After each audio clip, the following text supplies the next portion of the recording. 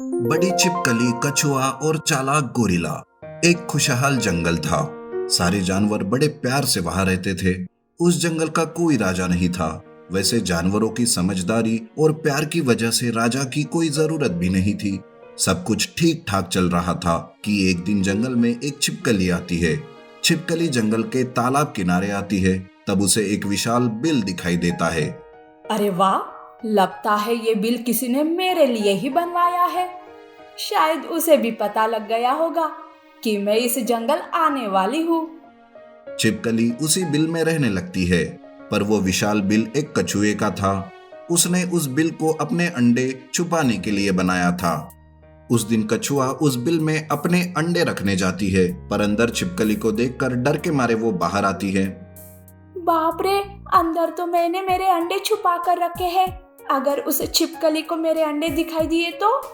अरे नहीं नहीं, अब मैं क्या करूँ? कैसे मैं मेरे अंडों को बचाऊं?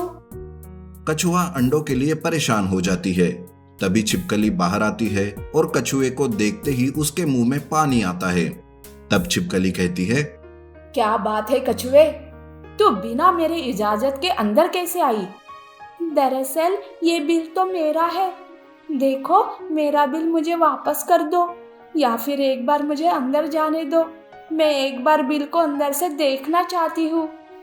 अरे ये बिल मेरा है, तू यहाँ एक कदम भी नहीं रख सकती। चल जा यहाँ से, नहीं तो तुझे मेरे जहर के बारे में पता ही है ना। कछुआ अपने अंडों के लिए और भी चिंतित हो जाती है। दरअसल कछुए ने बिल के अंदर अंडों को रेत से ढक कर रखा था, जिस वजह से छिपकली का ध्यान अंडों पर नहीं गया था। छिपकली की बातों से वो सोच में डूब जाती है। लगता है अभी तक छिपकली को मेरे छुपाए हुए अंडे नहीं मिले। अब कैसे भी करके अंदर जाकर अंडों को बाहर लाना होगा। पर कैसे? क्या करूं मैं अब?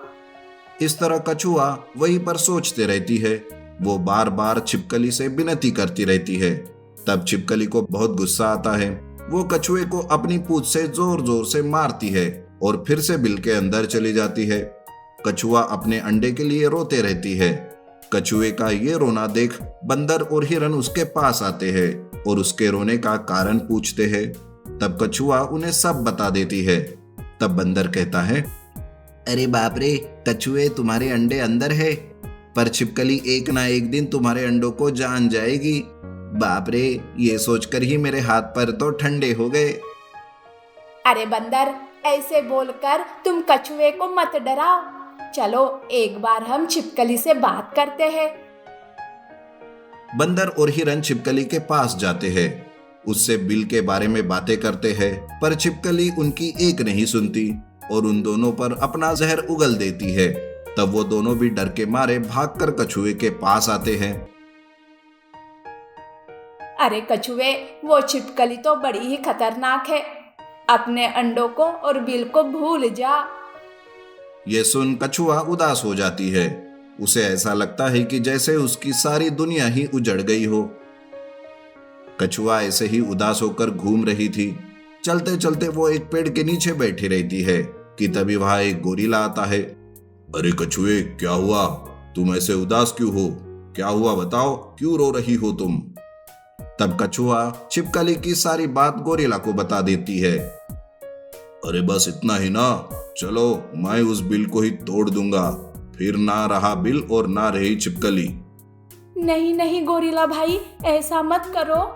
बिल को तोड़ने से मेरे अंडों को नुकसान हो सकता है। अरे हाँ, पर कछुए तुम घबराओ मत। उस घमंडी छिपकली को सबक सिखाने का एक प्लान है मेरे दिमाग में। गोरिल्ला बड़ा ही चालाक था। गोरिल्ला अपना प्लान हाथी को बताता है। वो दोनों मिलकर बिल के सामने कांटों भरी झाड़ियां बिछाकर रखते हैं और बिल के पीछे गोरिल्ला एक छेद बनाता है, जहां से गोरिल्ला बिल के अंदर आग लगा देता है। आग के कारण छिपकली बिल के बाहर भागी हुई आती है और कांटों से भरी झाड़ियों में फंस जाती है। उसी वक्त हाथी पानी से उस आग को भी बुझा देता है। तब छिपकली उन कांटों से बाहर नहीं निकल पाती और कांटों की वजह से वो जख्मी हो जाती है और वहीं पर तड़प तड़प कर मर जाती है। कछुआ गोरिल्ला और हाथी का धन्यवाद करती है। तुम तुम दोनों मेरे लिए भगवान के जैसे हो। मैं तुम दोनों का ये उपकार कभी नहीं भूलूंगी। नीति, कभी भी घमंड में किसी के साथ बुरा बर्ताव नहीं करना चाहिए। चीता और भूतिया कुत्ता। कुछ दिनों से एक चीता सिर्फ अपने मनोरंजन के लिए जंगल के मासूम जानवरों को आए दिन मारने लगा। बस वो उन्हें मारकर जंगल के किसी कोने में फेंक देता था। ना कभी उन्हें खाता था। बेवजह जंगल के जानवरों को मारना जंगल के कानून के खिलाफ था, पर फिर भी वो अपनी हरकतों से बाज नहीं आ रहा था। आज तो बड़ा मजा आ गया, अच्छा शिकार करने को मिला। वैसे इन कमजोर जानवरों को मारने का मजा ही कुछ और है। कोई भी मुझसे लड़ने की हिम्मत नहीं करता। अब कल किसका शिकार करूं?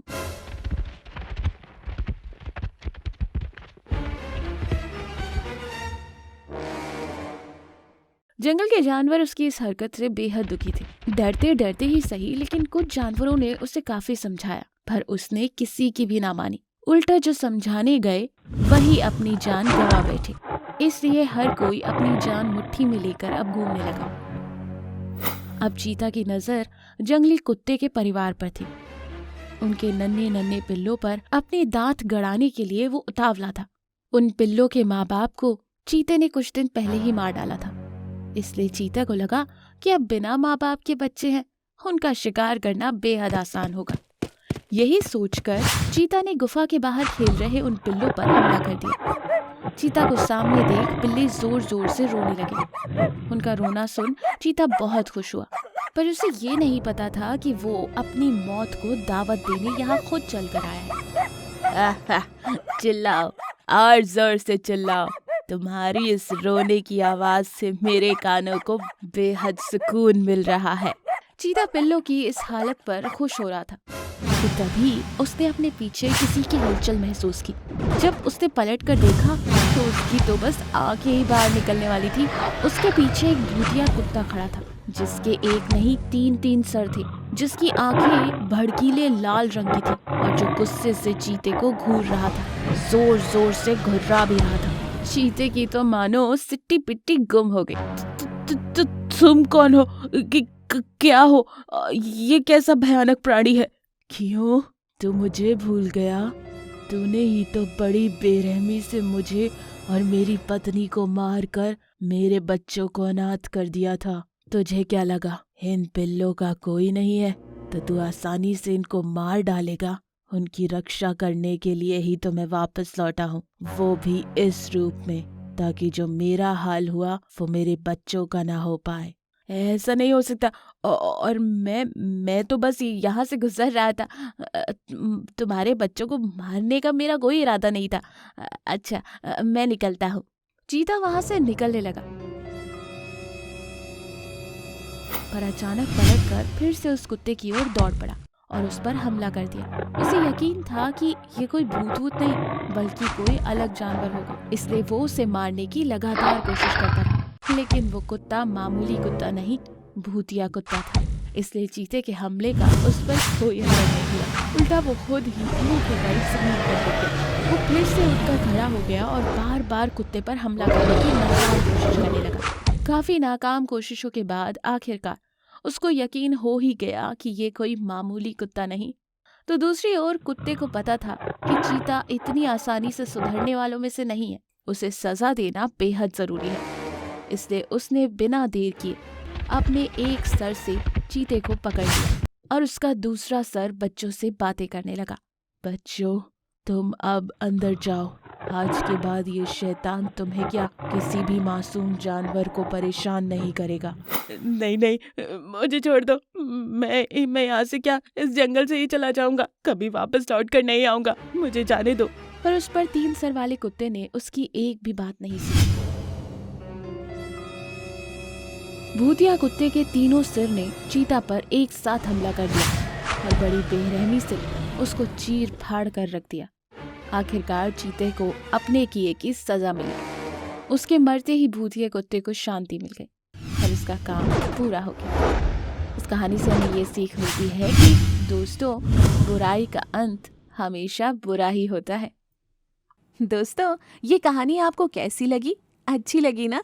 हमारे चैनल को सब्सक्राइब जरूर कीजिए। ऐसी और मजेदार कहानियों के लिए लाइक करो, कमेंट करो और शेयर करो।